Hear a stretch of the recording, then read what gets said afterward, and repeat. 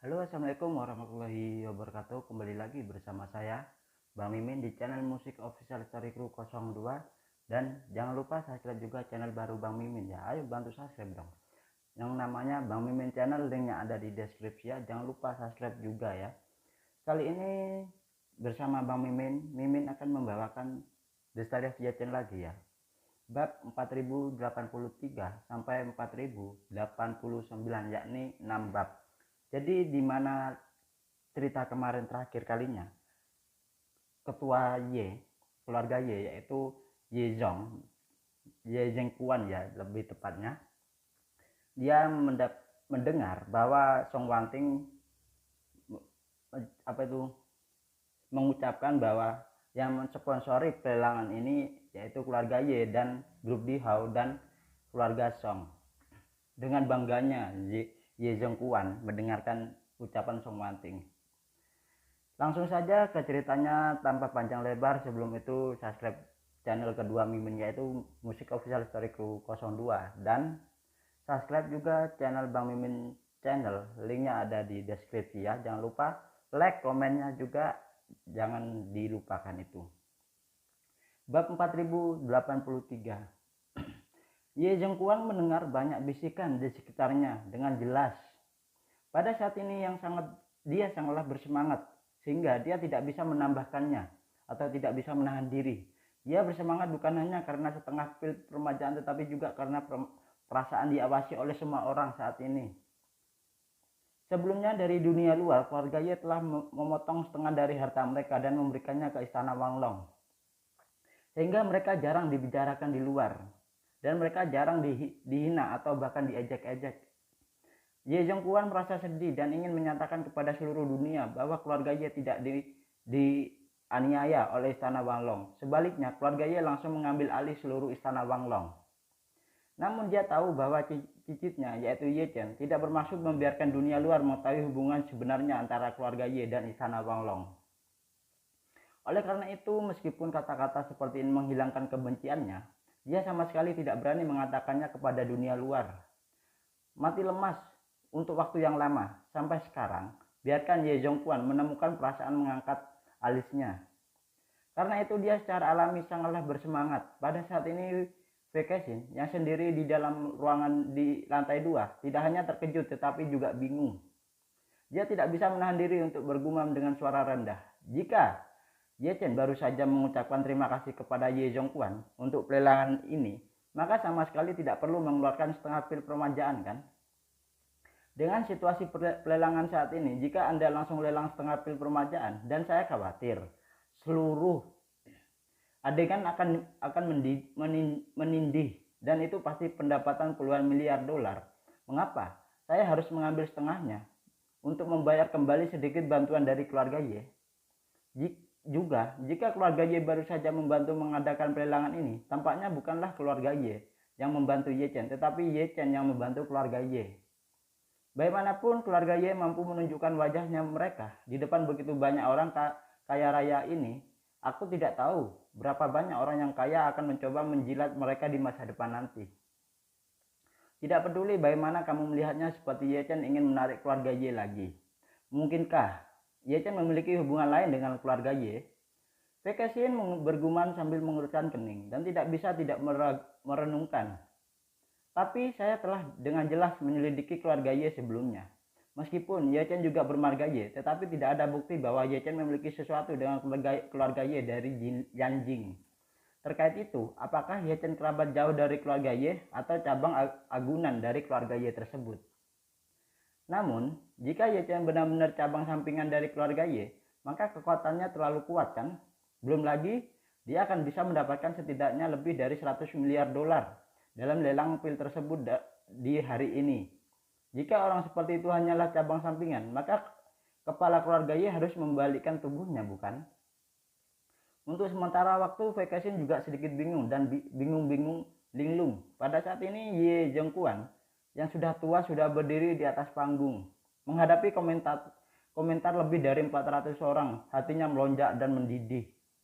Untuk menghormati Ye Zhengquan, staf menyerahkan pil tersebut kepadanya dan berkata dengan hormat, "Tuan Ye, Anda dapat meminum pil ini sendiri.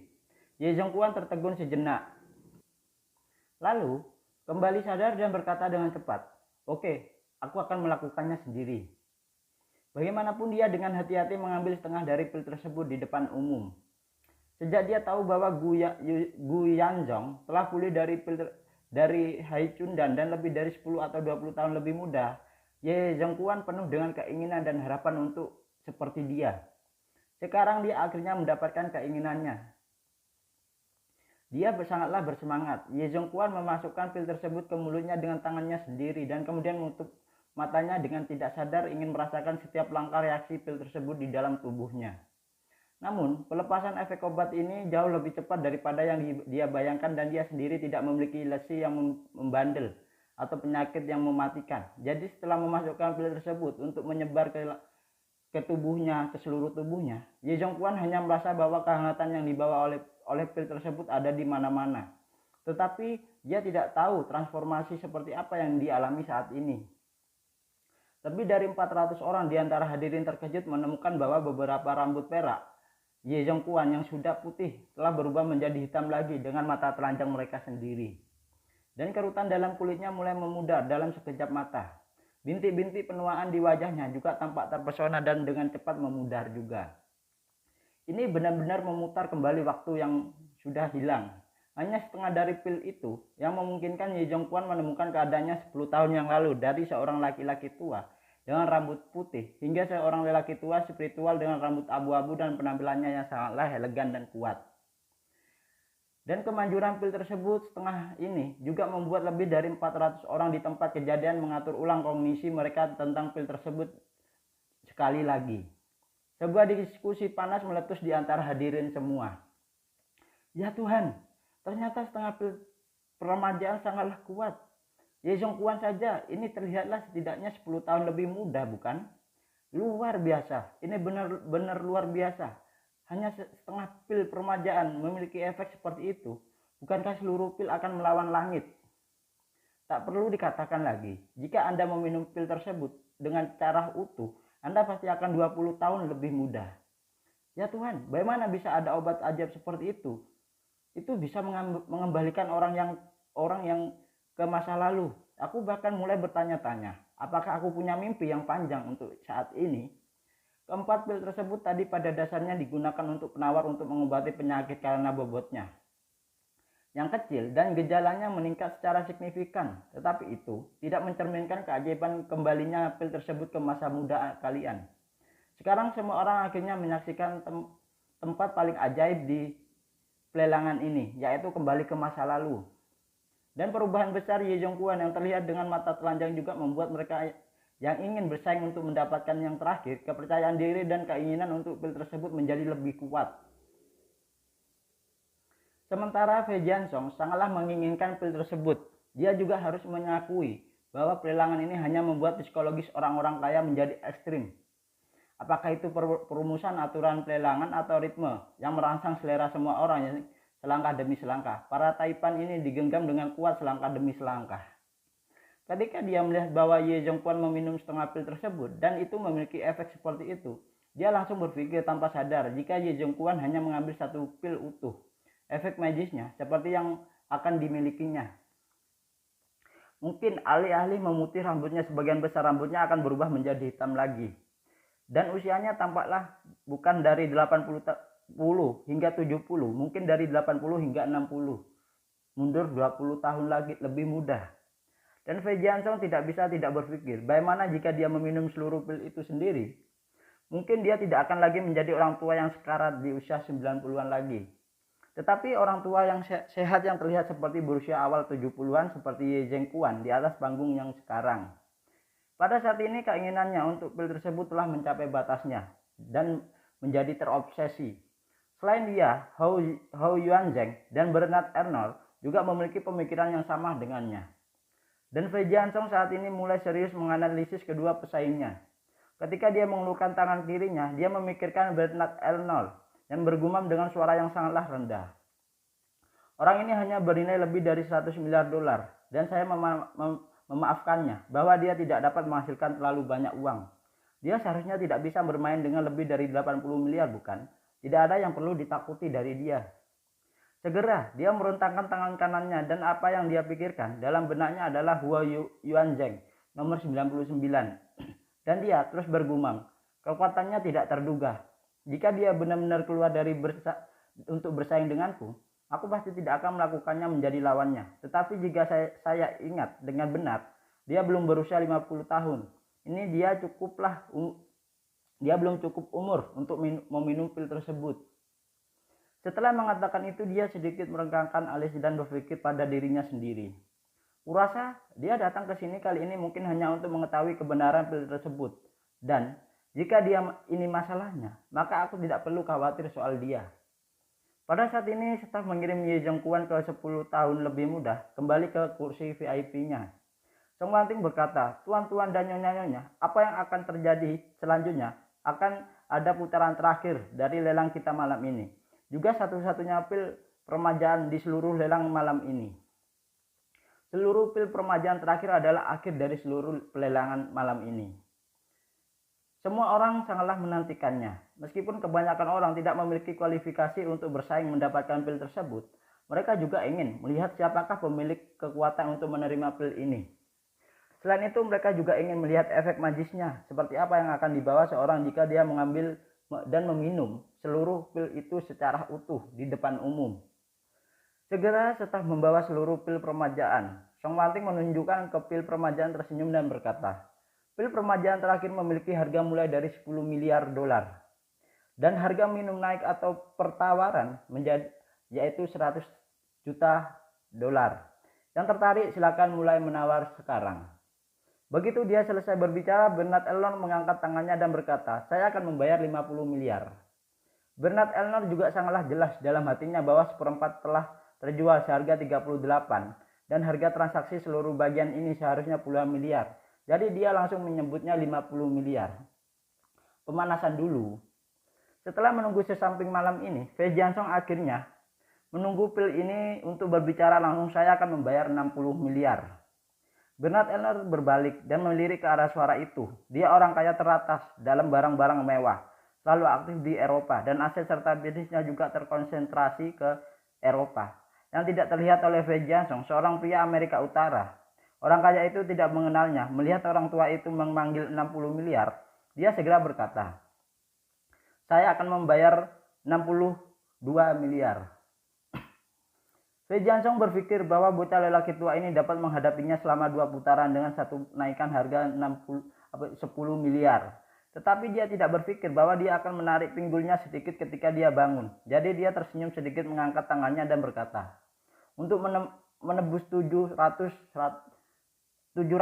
yakni 100 juta. Bernard Elnor menggertakkan giginya, mengepalkan tinjunya di satu tangan dan mengangkat tangannya tinggi-tinggi. 72 miliar. Fei Jiansong tidak menunjukkan kelemahan untuk berkata langsung, untuk membuat keseluruhan 80 miliar. Fei Jiansong membuat 3 tawaran yang hampir mendorong Bernard Elnor ke ambang likuidasinya. Karena limit yang bisa dibawa berada di kisaran lebih dari 800 hingga 90 miliar. Dan harga lelaki tua itu sangatlah mahal. Jika dia menggigit 90 miliar lagi, dia pada dasarnya akan tersingkirkan. Hal ini membuat Bernard Elnor gugup dan terkejut. Dia benar-benar tidak tahu dan berpikir dalam hatinya, apa asal-usul lelaki tua Cina ini? Mengapa dia bisa berteriak 60 miliar hingga 70 miliar atau bahkan 80 miliar?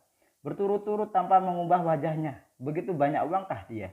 Mustahil, itu mustahil.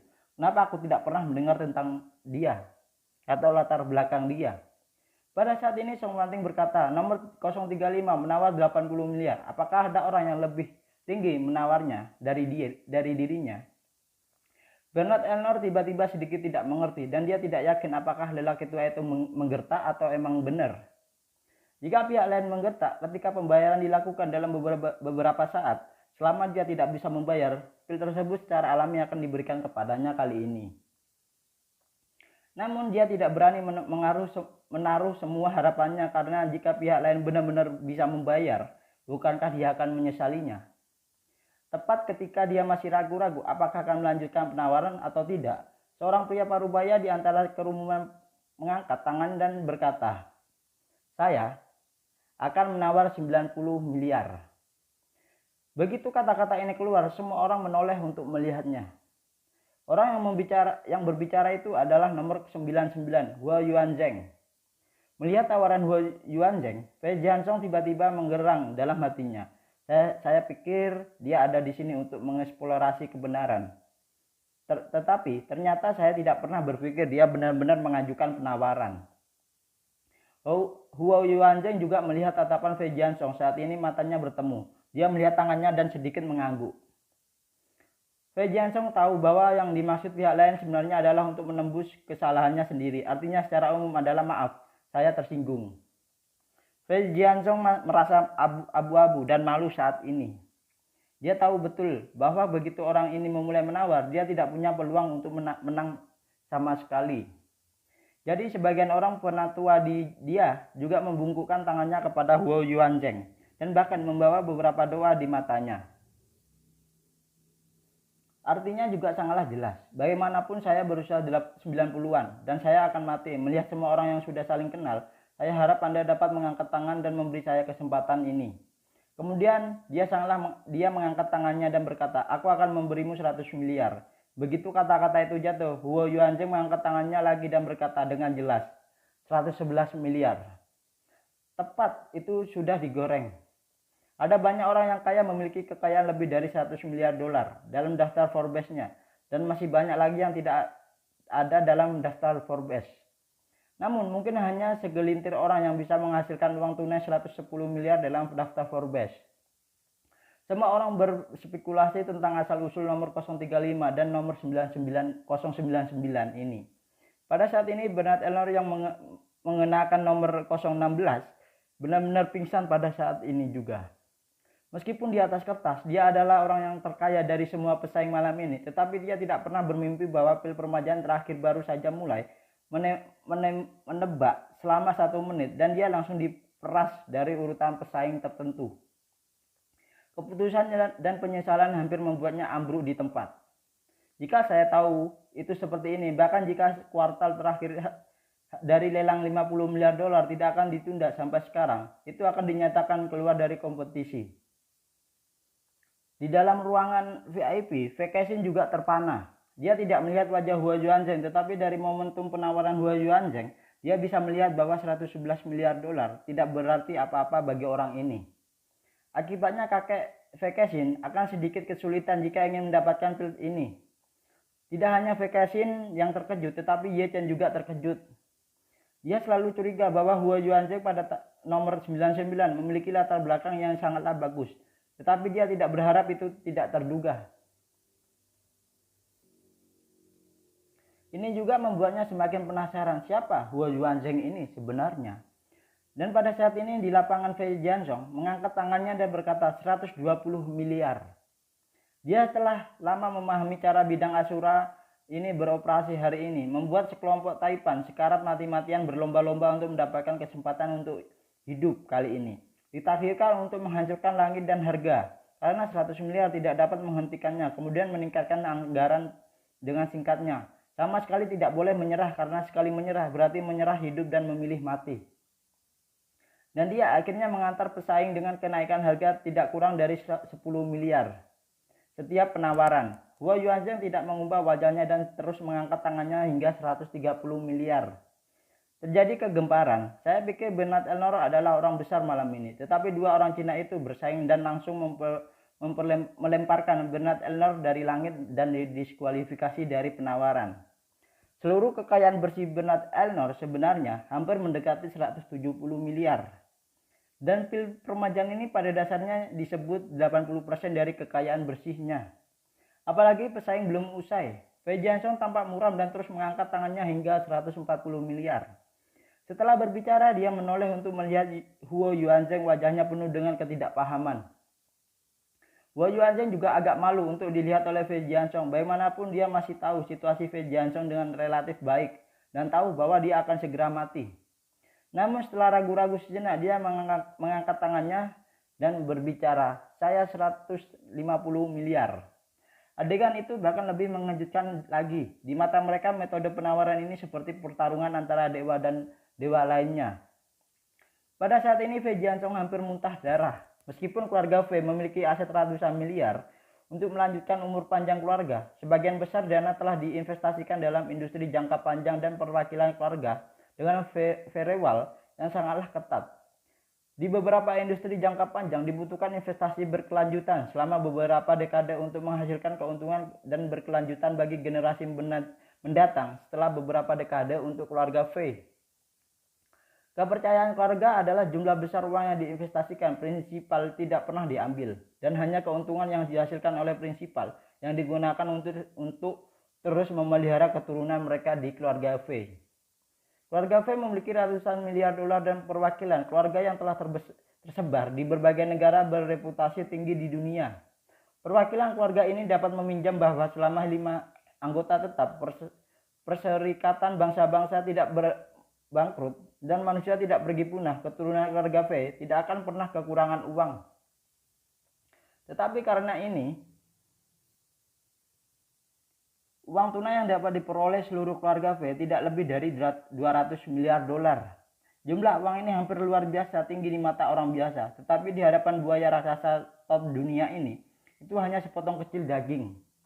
Di antara mereka, keluarga Rothschild yang paling kuat menurut legenda memiliki total aset lebih dari 5 triliun dolar, yang hampir sama dengan produk nasional bruto seluruh Amerika Serikat selama 2,5 tahun. Namun beberapa orang di dunia luar merasa bahwa angka ini benar-benar dilebih-lebihkan dan tidak bisa dipercaya sama sekali atau mitos. Namun beberapa orang merasa bahwa angka ini masih agak konservatif dibandingkan dengan kekayaan keluarga Rothschild yang sebenarnya. Namun angka sebenarnya hanya diketahui oleh manajer puncak Rothschild. Pada saat ini Huo Yuanzhang di nomor 099 mengangkat tangannya lagi dan berkata dengan kerasnya, "Saya akan membayar 160 miliar. Pada saat ini Fei Jiansong sangatlah marah. Dia benar-benar tidak mengerti mengapa pihak lain tahu bahwa dia sudah menjadi orang yang sekarat saat ini. Tetapi dia masih menekan langkah demi langkah di depan kesempatan terakhir kali ini. Dan kedua belah pihak adalah kenalan lama. Bahkan jika persahabatan tidak perlu bersaing dengan putus asa, bukan? Dia mungkin hanya beberapa lusin hari lagi dari kematiannya. Jika dia gagal memanfaatkan kesempatan ini, hidupnya akan berakhir. Tetapi pihak lain baru berusia 50-an tahun. Jadi mengapa repot-repot bersaing dengan Fei Jiansong? Saya sangatlah membutuhkan pil permajaan ini dan saya pasti bisa menunggu sampai tahun depan. Pada saat tertentu Fei Jiansong bahkan merasa bahwa pihak lain ingin membunuhnya saat ini. Huo Yuanzhang juga sedikit tidak berdaya, tentu saja. Dia tahu situasi Fei Jiansong, tetapi dia juga memiliki posisi dan kesulitan sendiri. Jadi dia hanya bisa terus bersaing dengannya. Fei Jiansong tahu bahwa dia tidak jauh dari likuidasi dan mentalisasi sudah runtuh. Dengan suara gemetar dia berkata, 170 miliar. Laikin Hua, seorang fisikawan yang telah duduk di baris pertama dan jarang berbicara, juga sedikit emosional pada saat ini. Dia tidak bisa menahan nafas. Ternyata bencana Jiansong ada di sini. Bagaimana dia bisa menjadi lawan orang itu? Huo Yuanzhang hendak mengajukan penawaran ketika para pengikutnya berbisik, "Tuan, apakah Anda ingin mengkonfirmasikan pertanyaan sebelum menawar? Kalau tidak, bukankah itu?" Huo Yuanzhang melambaikan tangannya dan berkata dengan serius, "Sebelum mengajukan pertanyaan itu, saya harus menekan Fei Jiansong dulu. Jika tidak, kondisinya akan sulit untuk menyentuh master di belakang pil ini." Setelah itu dia menghela nafas, menggelengkan kepalanya dan berkata, "Lupakan saja, biarkan hati orang tua Fei itu mati dengan bahagianya." Setelah mengatakan ini, dia mengangkat tangannya lagi dan menggoyangkan kedua jarinya dan berkata dengan ringan, 200 miliar. Tiga kata-katanya yang berkibar bergema di telinga semua orang seperti guntur. Siapa sangka harga pil permajaan bisa mencapai 200 miliar. Sialan, ini membuat semua orang memiliki halusinasi yang tidak nyata di dunia ini. Apakah orang terjadi di sini hari ini? Setelah keluar dari pintu ini, jika Anda memberitahu siapapun tentang hal itu, pihak lain tidak akan pernah mempercayainya. Namun kenyataannya begitulah ajaibnya. Sebuah obat mujarab bernama Haicundan dihancurkan ke ketinggian mengerikan dari 200 miliar dolar oleh sekelompok orang kaya yang meninggalkan negaranya. Mentalis Fei Jiansong telah runtuh saat ini, dan melintas Bernard Elnor sudah lama ambruk ke rumah neneknya. Dia awalnya berpikir bahwa dia adalah raja di lapangan hari ini, tetapi dia tidak pernah berpikir bahwa ketika dia akhirnya menunjukkan pedangnya atau taringnya, dia akan menjadi adik lelaki yang penurut dan juga seorang adik laki-laki. Sekarang harga pil tersebut telah jauh melebihi seluruh nilainya. Bahkan jika dia mengambil semua harta keluarganya dan tidak memiliki apapun lagi, tidak mungkin baginya untuk membeli pil itu. Dia sangatlah marah di dalam hatinya hingga dia tidak bisa menahan diri untuk memarahi. Jika saya tahu ini masalahnya, apa yang akan saya lakukan dengan ini? Adapun Fei Jiansong telah mentalisnya runtuh. Seluruh dirinya tampak beberapa tahun lebih tua dalam sekejap karena emosionalnya. Dia menutupi dadanya dan hatinya sedikit seperti pisau, membuat seluruh dadanya sakit dan tidak bisa berbicara. Song Wanting juga diam-diam mengambil beberapa nafas dalam-dalam untuk menyesuaikan mentalisnya. Kemudian dia berkata, penawar nomor 099 menawar 200 miliar. Apakah ada yang lebih tinggi darinya?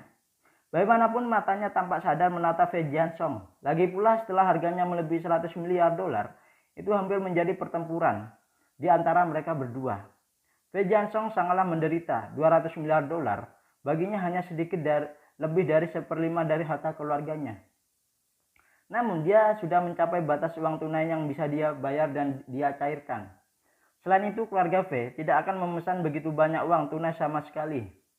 Kali ini saya untuk memastikan bahwa lelang pil ini aman. Saya sengaja memesan cadangan 200 miliar dolar di bank Swiss. Selain itu, Fei Jiansong juga merasa bahwa cadangan 200 miliar dolar ini sudah cukup untuk memenangkan Hai Chundan sendirian. Ternyata penyelesaian dolar di seluruh dunia tidak perlu diaudit selama ada pemerintah Bank Swiss dapat membayar uang dalam sekejap. Namun 3 kata ringan Huo Yuanzheng sama dengan semua uang yang dia siapkan. Ini juga berarti bahwa Fei Jiansong telah terjual habis dan tidak dapat lagi melanjutkan permainan hari ini. Namun Fei Jiansong yang tidak mau berpikir waktu pembayaran untuk pelelangan adalah setengah jam. Jika Anda memikirkan cara dalam setengah jam ini, Anda harus dapat mengumpulkan sejumlah dana dari tempat lain. Memikirkan hal ini, Fei Jiansong mengangkat tangannya lagi dan berkata, saya akan membayar 210 miliar. Fei Jiansong tahu betul bahwa ini adalah tawaran terakhir malam ini. Jika Huo Yuanzheng terus menaikkan harga, maka dia hanya bisa mengakui kekalahannya dan dia akan mulai bersiap untuk akibatnya ketika dia kembali. Meskipun cucu perempuan Fei Qixin telah menjalin hubungan tertentu dengan pemilik pil tersebut, tetapi sekarang setelah pil tersebut telah mencapai harga ini, Fei Jiansong tidak lagi memiliki harapan untuk Fei Qixin karena dia tahu bahwa cucunya perempuan itu tidak akan pernah bisa melakukan untuk dirinya sendiri untuk mendapatkan pil tersebut dengan secara pribadi untuk Ye Chen-nya. Tanpa diduga, Huo Yuanzheng segera berkata tanpa ragu-ragunya, 220 miliar. Pada saat ini ekspresi Fei Jiansong langsung membeku dan gerakan tubuhnya juga terhenti pada saat ini. Dia akhirnya menyadari mengapa pelelangan ini sangatlah gila. Karena ini benar-benar tentang kehidupan manusia, tentang nyawa ya. Anda menang dan hidup bisa diperpanjang. Jika Anda kalah, bahkan jika Anda bernilai ratusan miliar atau triliunan, itu tidak ada artinya. Jika Anda keluar dari pintu ini, Anda harus menunggu kematian Anda sendiri. Jika kondisi fisik tidak terlalu buruk dan dapat berlanjut selama 1 tahun lagi, maka mungkin ada kesempatan untuk mengembalikan uang itu dan kembali dan bersaing untuk mendapatkan pil permajaan. Jika tidak, jika Anda seperti Fei Jiansong, pada dasarnya Anda dapat kembali dan mempersiapkan pemakaman.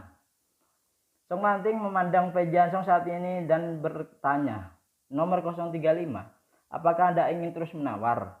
Fei Jiansong tiba-tiba sadar kembali dan segera menatap Song Wanting dengan wajah mati dan menggelengkan kepalanya dengan sedihnya.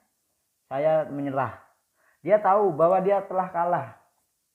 Bahkan jika dia terus menawar dan dia tidak bisa membayar saat itu, dia hanya bisa mengambil air dari keranjang bambu atau gagal. Apalagi ketika saatnya tiba, dia akan ditertawakan oleh penonton dan dipermalukan. Dan dia pada saat ini juga tahu bahwa hidupnya tidak lama dan terus berjuang hanya akan sia-sia. tetapi akan kehilangan jejak terakhir martabatnya. Frustasi, dia melambaikan tangannya dan tetapi tidak terus meminta harga. Segera dia membenamkan kepalanya dan memaksa dirinya untuk menerima kenyataan dari akhir yang sudah dekat. Yuan Ziku di sampingnya juga penuh emosi. Yuan Ziku juga ingin menghibur Wei Jianxiong, tetapi dia tidak tahu bagaimana cara menghiburnya untuk sementara waktu ini. Jadi dia hanya bisa menepuk punggung Wei Jianxiong dengan ringannya dan berkata dengan suara rendah, "Tuan Wei, janganlah terlalu emosional dengan kondisi fisikmu saat ini." Wei Jianxiong sedikitlah mengangguk, tetapi hatinya masih kesakitan. Hua Yuanzheng menatap punggung Wei Jianxiong, menghela nafas dan berbisik, "Paman Fei, maafkan aku." Di ruangan lantai 2, Wei Kexin sudah menangis dan riasan yang sedikit bedak di wajahnya telah diubah menjadi air mata olehnya dan luntur. Pada saat ini dia sangatlah tahu betapa putus asanya kakeknya itu. Keputusan semacam itu saya khawatir. Lebih putus asa daripada jatuh ke dalam gua es di musim dingin bulan ke-12 lunar ketika air mata menetes ke es. Dan dia sendiri sambil merasa kasihan pada kakeknya tidak bisa menahan kesedihannya. Karena dia juga tahu bahwa pil tersebut sekarang sangatlah mahal hingga bahkan seluruh cadangan uang keluarga Wei tidak cukup untuk membeli dalam hal ini. Bantuan apa yang dia berikan kepada Ye Chen? Jadi apa yang ingin Anda tanyakan pada Ye Chen, memintanya untuk memberikan kakek satu atau bahkan setengahnya? Ye Chen menghasilkan 300 miliar dolar dalam pelelangan ini, dan jika dia mengeluarkan 100 juta dolar dan bisa membayar semua bantuan puluhan kali itu, dan Ye Chen yang berada di ruangan pemantauan saat ini juga sedikit ngeri. 220 miliar dolar. Ini adalah kekayaan yang mengejutkan, tetapi Hua Yuanzheng kok di ibu ruangannya dinyatakan hanya 100 miliar. Siapa identitas asli Hua Yuanzheng ini? Pada saat ini Song Wanting di tempat kejadian memulai 3 pertanyaan terakhir seperti biasanya. Setelah tidak ada yang menaikkan harga selama 3 kali terakhir perkataan Song Wanting, dia menjatuhkan palu dengan penuh semangat dan mengumumkan dengan kerasnya, "Selamat kepada nomor 099 yang telah berhasil memenangkan satu-satunya pil permajaan dalam lelang ini dengan harga 220 miliar dolar." Begitu dia selesai berbicara, nomor 099, Hua Yuanzheng berdiri perlahan dan memandang Song Wanting dan berkata dengan keras, "Nona Song, saya kenal pemilik pil ini dan dia pasti sedang menonton semua yang terjadi di sini. Pada saat ini di suatu tempat, saya ingin mengambil kesempatan ini untuk mendiskusikan bisnis dengannya." Menghadapi perilaku Hua Yuanzheng yang tidak bermain kartu sesuai aturan, Song Wanting tidak tahu bagaimana menjawabnya. Lagi pula ini adalah pemilik 220 miliar dolar dan dia pasti tidak bisa mengusirnya begitu saja hanya karena dia tidak mematuhi aturan yang tertentu. Tepat ketika Song Wanting ragu-ragu, Hua Yuanzheng melihat salah satu probe pengawas atau kamera pengawas dan berkata dengan kerasnya, "Selama Anda membiarkan saya mengambil pil tersebut, saya dapat membayar Anda 300 miliar. Nah itu ya guys, untuk bab 4083 hingga bab 4089, di mana Hua Yuanzheng sebenarnya tidak berniat untuk memenangkan pil itu. Dia hanya berniat untuk menemui Ye Chen, mendiskusikan bisnis saja ya. Nah kali ini cukup segitu saja ya untuk bab 4089 batasnya itu ya, 6 bab ya. Oke, saya ucapkan wabillahi taufiq wal hidayah. Wassalamualaikum warahmatullahi wabarakatuh. Mohon maaf jika ada keterlambatan uploadnya dan kesalahan dalam ucapan. Saya ucapkan mohon maaf ya, karena saya manusia biasa yang tidak luput dari kesalahan. Saya ucapkan wabillahi taufiq wal hidayah. Wassalamualaikum warahmatullahi wabarakatuh.